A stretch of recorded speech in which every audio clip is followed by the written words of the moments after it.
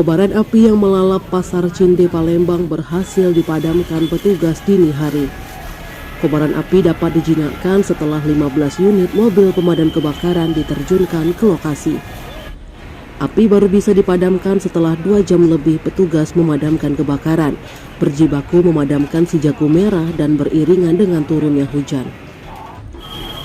Informasi dihimpun di lapangan akibat peristiwa itu setidaknya 50 dari 60 lapak milik pedagang hangus terbakar. Sementara itu aparat kepolisian menduga penyebab kebakaran akibat korsleting listrik dari salah satu lapak milik pedagang.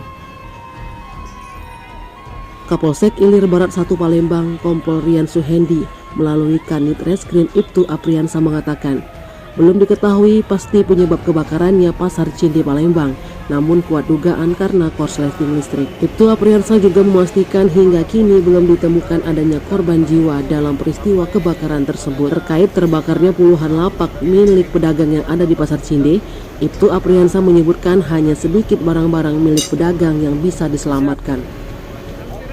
Dari pantauan di lapangan butuh 15 unit mobil pemadam kebakaran yang diterjunkan ke lokasi guna memadamkan kobaran api. Untuk tindakan selanjutnya pihaknya akan memeriksa saksi-saksi, memasang garis polisi di TKP dan menunggu hasil dari Inafis Polrestabes Palembang dan tim Labbor Polda Sumsel.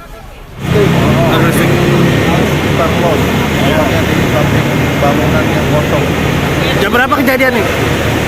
Kalau informasi kejadian mulai jam 22.30. Ada berapa banyak kios yang terbakar nih? Untuk saat ini itu seluruhnya kios yang ada di sini 60 peta.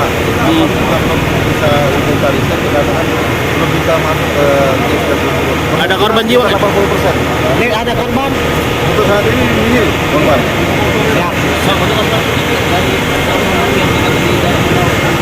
Di kabel di samping sekitar kios, di luar kios gitu. Jadi ada korsleting.